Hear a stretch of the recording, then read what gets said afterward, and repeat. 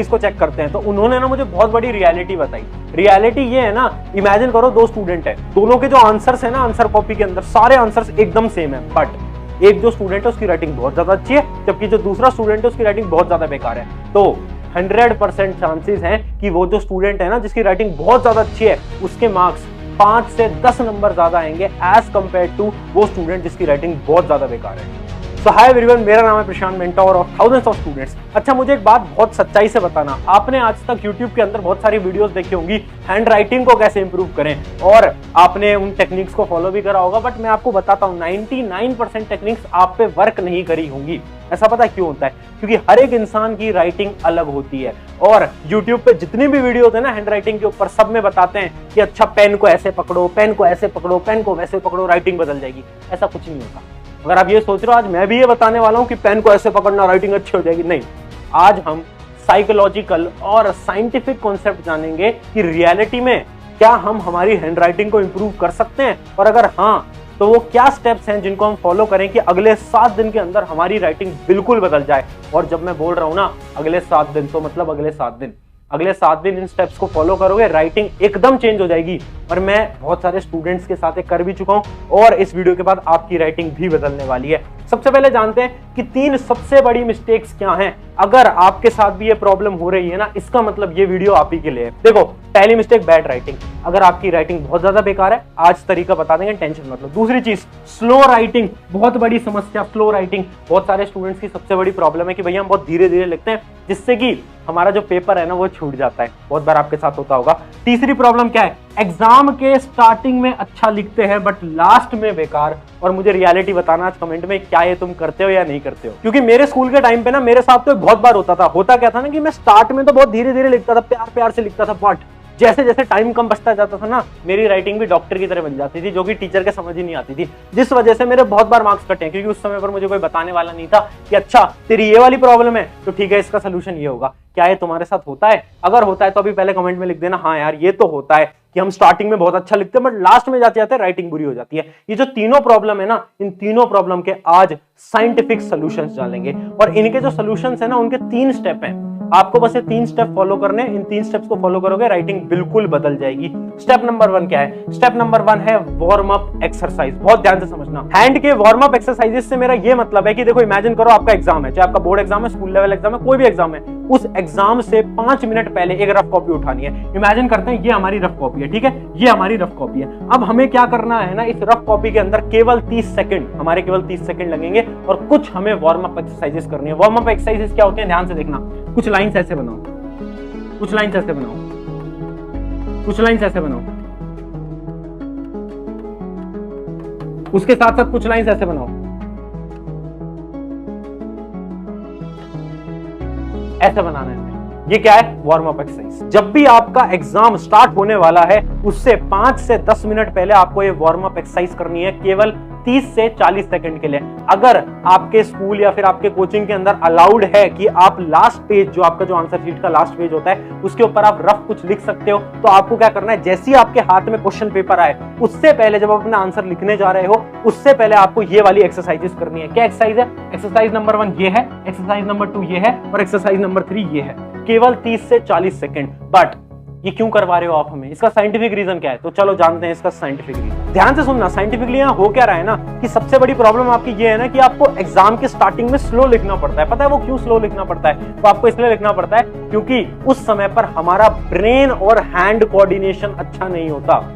But अगर आप अपने एग्जाम को लिखने से पहले ये एक्सरसाइजेस कर लोगे तो इससे हो क्या रहा है ना, आपको जो ब्रेन और हैंड कोऑर्डिनेशन है वो बन रहा है। इन दोनों के बीच में एक लिंक आ गया है, जिससे कि आप अपने एग्जाम को स्टार्टिंग से ही बहुत तेज स्पीड के अंदर लिख पाओगे। तो ये तो है हमारा स्टेप नंबर 1। अगर आप इस स्टेप को फॉलो करते हो तो वो जो आपकी प्रॉब्लम है ना कि आप एग्जाम के स्टार्टिंग में स्लो लिखते हो, वो वाली प्रॉब्लम तो आपकी खत्म हो जाएगी। अब बात करते हैं हमारी प्रॉब्लम नंबर 2। सेकंड प्रॉब्लम क्या है कि भैया हमारी तो राइटिंग ही बहुत बेकार है, हम तो बहुत ही गंदा लिखते हैं। तो पता है तुम गंदा क्यों लिखते हो?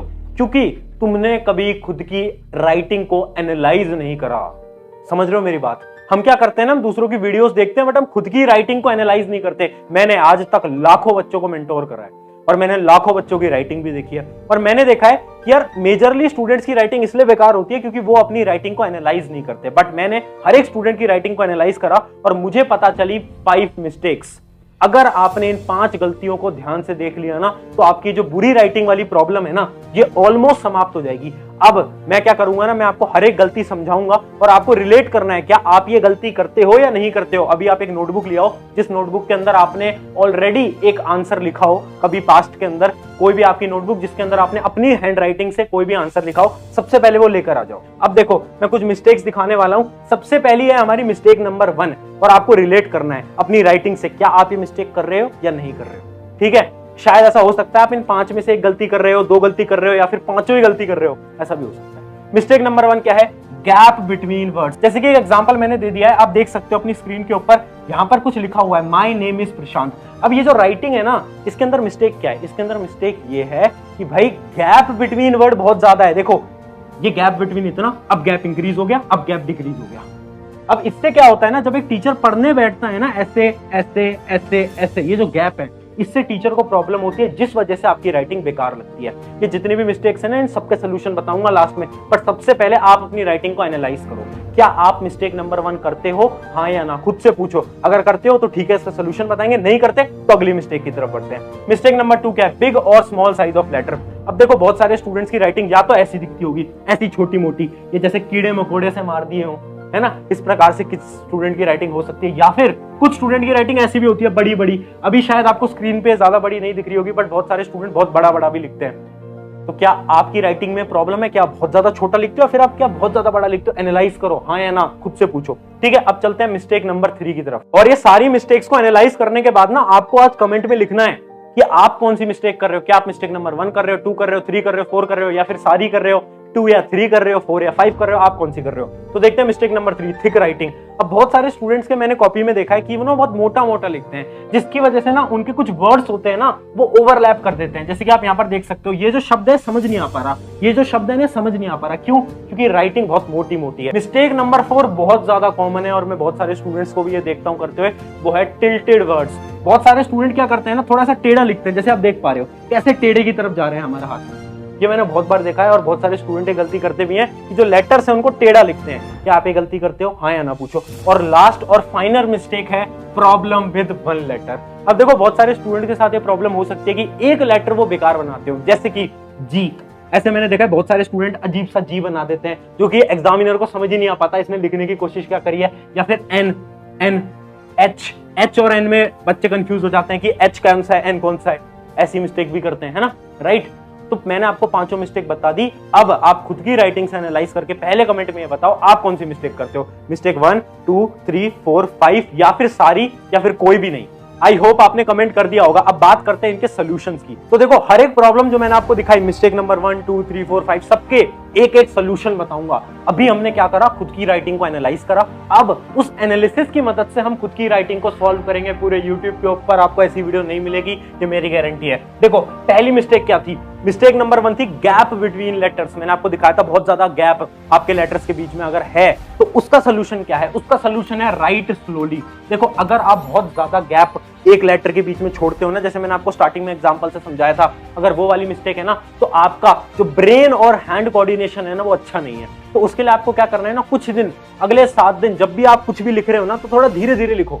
उससे क्या होगा, आपके दिमाग और हाथ का जो कोऑर्डिनेशन है वो बनने लगेगा। अगला सोल्यूशन क्या है, अगर बेकार राइटिंग है तो बड़ा लिखो वरना नॉर्मल। अगली जो हमारी प्रॉब्लम थी वो क्या थी, हमारी प्रॉब्लम थी कि कुछ लोग तो बहुत बड़ी बड़ी राइटिंग लिखते हैं, कुछ लोग बहुत छोटी छोटी राइटिंग लिखते हैं। तो देखो अगर आप बहुत ज्यादा छोटी राइटिंग लिखते हो तो प्रॉब्लम है कि आप अपने पेन को थोड़े गलत तरीके से होल्ड कर रहे हो कहीं ना कहीं। तो अगर आप बहुत ज्यादा छोटा लिख रहे हो तो पेन को थोड़ा सा ध्यान से होल्ड करो। पेन को मतलब देखो कि आप किस प्रकार से होल्ड कर रहे हो, क्या आप ऐसे होल्ड कर रहे हो, बहुत आगे से तो आप होल्ड नहीं कर रहे, वो आप जरूर देखना। उसके अलावा अगर आपकी राइटिंग बहुत बेकार है ना, तो आपको क्या करना है ना, बड़ा बड़ा लिखना है। क्यों, जब हमारी राइटिंग बेकार होती है ना, तो हम बड़ा बड़ा लिखते हैं ना, तो टीचर को इजीली समझ आता है। तो अगर आपकी राइटिंग बेकार है तो आपके लिए टिप है कि आप बड़ा बड़ा लिखिए। और अगर आप बहुत छोटा छोटा लिख रहे हो, कैसे इंप्रूव करोगे, पेन को थोड़ा डिफरेंट तरीके से पकड़ने का ट्राई करना है। उसके अलावा तीसरी प्रॉब्लम क्या थी हमारी, तीसरी प्रॉब्लम थी थिक राइटिंग। बहुत बार मैंने बताया था ना कि स्टूडेंट्स की राइटिंग बहुत मोटी मोटी सी होती है, जिसकी वजह से वर्ड्स जो होते हैं वो ओवरलैप कर जाते हैं। तो उसके लिए क्या है, hold pen with less pressure, बहुत ज्यादा इंपॉर्टेंट स्टेप। बहुत सारे बच्चे क्या करते हैं ना, पेन को बहुत गड़ा गड़ा के लिखते हैं, ऐसे ऐसे लिखेंगे उसको, ऐसे। भाई क्यों ऐसे नहीं लिखना होता, ऐसे मत करो, है ना। पेन की निब तो टूट ही जाएगी, उसके साथ साथ तुम्हारे नंबर भी छूट जाएंगे, ठीक है। तो हमें क्या करना है ना, होल्ड पेन को बहुत धीरे धीरे लिखना है, तो हमें ज्यादा प्रेशर नहीं बनाना, हमें लाइट लाइट लाइट लाइट लिखना है, ठीक है, समझ गए। और दूसरी टेक्निक क्या है, मूव हैंड नॉट रिस्ट, बहुत ज्यादा इंपॉर्टेंट है, ध्यान से समझते हैं। हम क्या कर रहे हैं ना, मेजरली मैंने 90% लोगों को देखा है, वो कैसे लिखेंगे, ध्यान से देखना, वो ऐसे लिखेंगे,